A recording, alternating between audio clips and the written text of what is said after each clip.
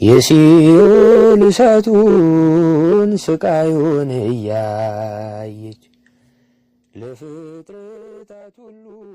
ማኒ የሚባል አንድ ሰው ነበረ። አንድ አህያ ነበረው፣ ጠፋው። ጸሎተኛ ሰው ነው። አህያዬ ካልተገኘ እግዚአብሔር የለም ማለት። እግዚአብሔር ደግሞ የልክ ጸሎት ስለማይወድ አህያውን ጠፍቶ ቀረ።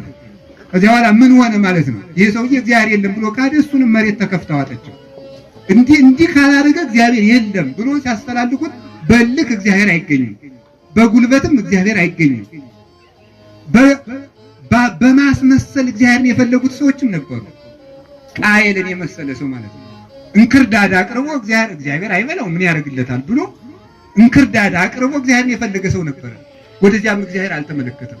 እንክርዳድ የሚባለው ክፉ ነገራቸውን ጨምረው ሰብስበው ቤተ እግዚአብሔር የሚገቡ ሰዎች ናቸው።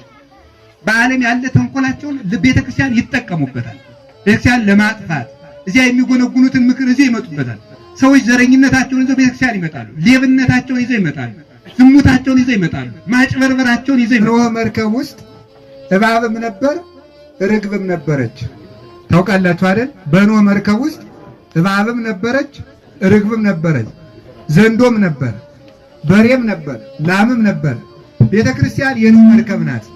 እንደ እባብ ተንኮለኛ ሰውም አለባት፣ እንደ ርግብ ደግ ሰውም አለባት። ሁሉም የሚኖርባት ናት። ሁሉም ግን ቤተክርስቲያን ሳትጸየፍ አስጠግታው ትኖራለች፣ ገመናውን ሸፍና። ስለዚህ እንደ ቃየል በማስመሰል እግዚአብሔርን የሚፈልጉ ሰዎችም ነበሩ። በጥያቄ በጸሎት ግብር ገብተው በትህትና እግዚአብሔርን የፈለጉ ሰዎች ነበሩ። የሁሉ ነገር ምንጭ እግዚአብሔርን መፈለግ ነው።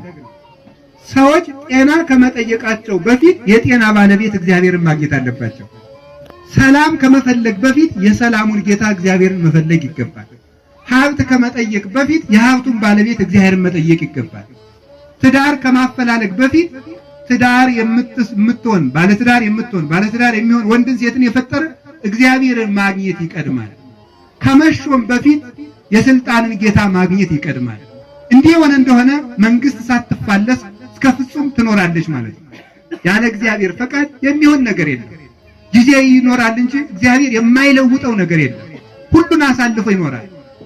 እንታ አንተ አቅደምከ ሳርሮታ ለምድር ወግብረ ዳዊከ ማንቱ ሰማያት ማንቱ ሰይት ሐጎላ ወአንተሰ ትሄሉ ወአመቲከኒ ይሐልቅ አንተ ክመ አቤቱ ይላል። ሰማይና ምድርን አንተ መሰረት፣ የእጅ ስራዎች ናቸው። እንደ መጋረጃ ለውጠ እንደ ብል ተበልተው አልቀው አንተ ለዘላለሙ ጸንተ ትኖራለህ። አንተ ግን ያው አንተ ነህ ማለት እግዚአብሔር ሁልጊዜ እግዚአብሔር ነው። እግዚአብሔር ሁልጊዜ እግዚአብሔር ነው ማለት ምን ማለት ነው? ትናንት መጽዋዕት የነበረ ሰው ዛሬ ሌባ ይሆናል። ትናንት ድንግል የነበረ ሰው ዛሬ ዘማዊ ይሆናል። ትናንት ንጉስ የነበረ ሰው ዛሬ ባሪያ ይሆናል። እግዚአብሔር ግን ሁልጊዜ እግዚአብሔር ነው። የማይለወጥ ንጉስ እሱ ነው። በጌትነቱ ጸንቶ የሚኖር ሳይጎድል የሚሰጥ ሳይጠይቅ የሚያውቅ ሳያጣ የሚለግስ ሳይነግሩት የሚያውቅ እሱ ሕያው እግዚአብሔር ነው። የአምር እግዚአብሔር ገቢረ ፍትሕ ፍርድን አጠናቆ የሚፈርድ እግዚአብሔር ነው። ይተአመር ብለው ይተረጉሙታል። ይተአመር እግዚአብሔር በገቢረ ፍትሕ እግዚአብሔር ፍርድ በመፍረዱ የታወቀ ነው። በፍትሑ ይታወቃል። እንደሱ ያለ ፈታሂ በጽድቅ ኮናኒ በርቅ የለም። ስለዚህ እግዚአብሔርን የሚፈልግ ሰዎች ረፍትን ያገኛሉ።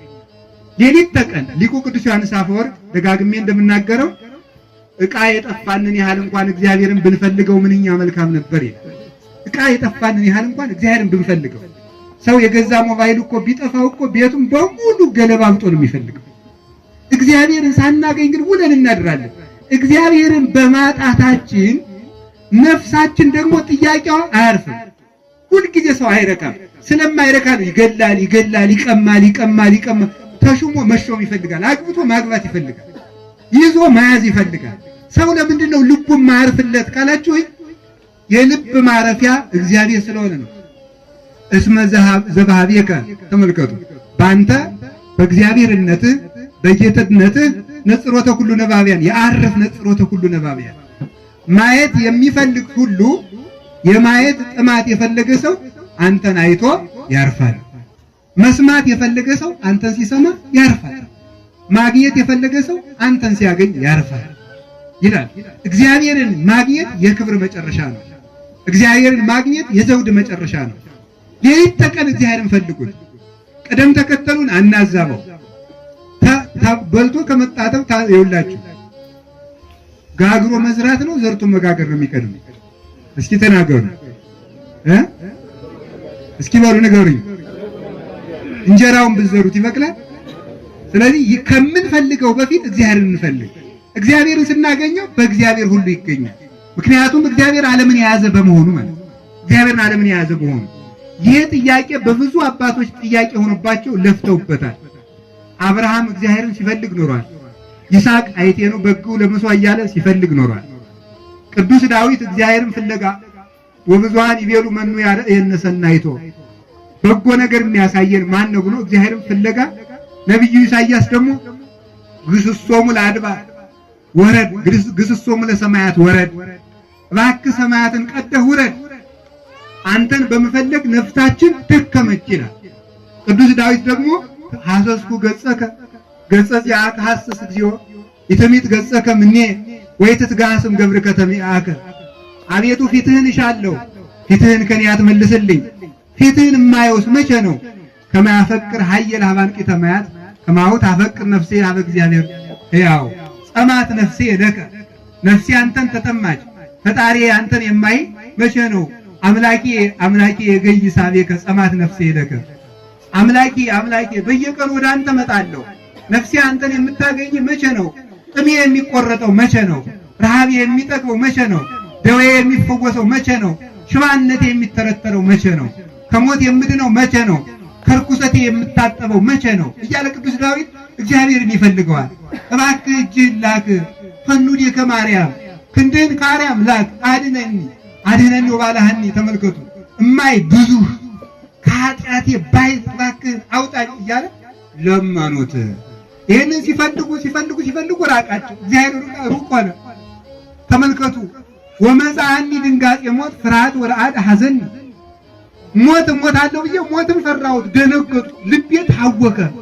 መኑ መሀበኒ ክንፈ ከመርግብ እስርር ወአይርፍ። ሞትን በርር የማመልጥበት ኧረ ክንፍ ማን በሰጠኝ? እግዚአብሔርንስ ማን ባገናኘኝ? ይላል ቅዱስ ዳዊት። አምላኬ እባክህ ፊትህን ግለጥልኝ። እስም ወጸግ በሬ ስብሐቲከ እግዚኦ። ጌትነትህን በማየት እጠግባለሁ። የነፍሴ ጥያቄ ያኔ ይመለሳል፣ አይምሮዬም ያን ጊዜ ይረጋጋል። ፈጣሪ አንተን የማገኘው መቼ ነው? ያሊነክ ይስሐቅን ኦሪት ዘፍጥረት ስታዩት ጉድጓድ ሲቆፍር ግብፃውያን ሲደፍኑበት፣ ጉድጓድ ሲቆፍር ግብፃውያን ሲደፍኑበት፣ ጉድጓድ ሲቆፍር ግብፃውያን ሲደፍኑበት። ይህ ይስሐቅ የተባለች የሰው ልጆች ነፍስ ናት። በየቀኑ እየቆፈረች የሚደፍኑባት ምንድነው? በየቀኑ እግዚአብሔርን እየፈለገች ዲያብሎስ እየደፈነባት የምትሰቃይ ነፍስ ናት። ሰኞ ሌሊት ትተጋለች፣ ማክሰኞ እንቅልፍ ያመጣባታል። ረቡዕ ትተጋለች፣ ሐሙስ ይጥላታል። ዓርብ ንጹህ ትሆናለች፣ ቅዳሜ ዘማዊ ትሆናለች። ታቅዳለች፣ ይፈርስባታል። ትመኛለች፣ ታጣዋለች። እንዲህ ያለች ነፍስ ናት። አቤቱ ፈጣሪ ፊትህን የማየው መቼ ነው አለና ቅዱስ ዳዊት እንግዲህ ይህንን ፈጣሪ ማግኘት አለብኝ። ግራው ምግብ ያለ ጦር ድል የሚነሳ ጌታ፣ የጥበብ ምንጭ፣ ሳይሰለች ሁሉን የሚመግብ ሳይጸየፍ ሁሉን የሚያነጻ ፍጥረትን ሁሉ የሚያስተዳድር እንደ እግዚአብሔር ያለ ማን አለ? እሱን እፈልጋለሁ አለና እይሁበን ኗመላይንቴ ወይ ድቃሰ ለቀራንንቴ እስከ ረክብ መካኑ ለእግዚአብሔር ወማይደሩ ለአምላከ ያዕቆብ። የያዕቆብን ፈጣሪ እግዚአብሔርን እስከማገኝ ድረስ እይሁበን ኗመላይንቴ ለዓይኖቼ እንቅልፍ አልሰጣቸውም። ወይ ድቃሰ ለቀራንንቴ ለሽፋሽፍቶችም ማንጎላቸትን አልሰጥም። ወይ ረፍተ ለመላትህ ለጉንጮችም ረፍትን አልሰጥም። አመሰግናለሁ የእግዚአብሔርን ማደሪያ እስከማገኝ ድረስ እንቅልፍ አልሰጠውም። ለሰውነቴ እደክማለሁ። ወባንቤ አራስኩ ኩሎ ምስካቤ በእንባዬ ደግሞ አልጋዬን እያራስኩ አድራለሁ። ወበለይኩ በሀቡ በኩሎሙ ጸላይቴ በጠላቶቼ ዘንድ ሁሉ እንዳሮጌ ጨርቅ የተናቁኝ ሆንኩኝ። ፈጣሪ አንተ የምትመጣ ተመልክቶ ደክማይንተ እንዘይብላ ማይዜ ትመጽእ ወታስተፈሳን። አቤቱ ፈጣሪ ያንተን ተስፋ በመጠበቅ አይኖቼ ደከሙ። መቼ መጥተህ ጥያቄን ትመልስልኛለህ? እስከ ማይዜኑ እግዚኦ ተረሳኒ ለግሙራ። እኔን የምትዘናጋኝስ እስከ መቼ ድረስ ነው? እስከ መቼስ አትፈርድልኝም? ሲሳይ ሆነኒ አንብኤ እንባዬ ሲሳይ ሆነኝ አለ ቅዱስ ዳዊት። ሲጠጣ እንባውን እያንጠበጠበ አብሮ የጠጣው ነበር። ፈጣሪ አንተን የማገኝ መቼ ነው ብሎ ሲያዝን ኖረና አንድ ቀን ሱባኤ ገባ።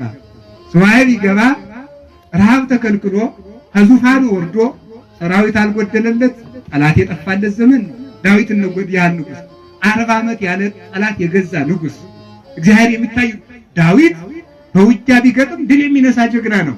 ሰራዊት በተሰለፈበት ምሽግ በተመሸገበት ዳዊት መጣ ሲባል የጠላቶቹ ሰራዊት እንደ ግንብ ይናዱለት ነበር። እንዲህ ያለው ቅዱስ ዳዊት ገና በስሙ የሚፈራው አንበሳ በጡጫ ነምር በርግጫ ብሎ የሚገለው ዳዊት 6 ክንድ ቁመት ያለውን ብረት የለበሰውን ጎልያድን በጠጠር የገደለው ዳዊት አንሰነዳዩ ምስኪን እኔ ፍጹም ድሃ ነኝ፣ እኔ ትል ነኝ እያለ ፈጣሪውን ፍለጋ ያድር ነበር። ፈጣሪውን ፈልጎ እንዲህ ብሎ እግዚአብሔርም አይዘገይብና ጥያቄውን መለሰለት። ዳዊት እግዚአብሔርን የታገኘው ናሁ ሰማይናሁ በኤፍራታ ወረከብናሁ ውስተ ቁመ ገዳም፣ እግዚአብሔርን በኤፍራታ ሰማሁት። ሁላችንም እግዚአብሔርን ለመስማት ያብቃን።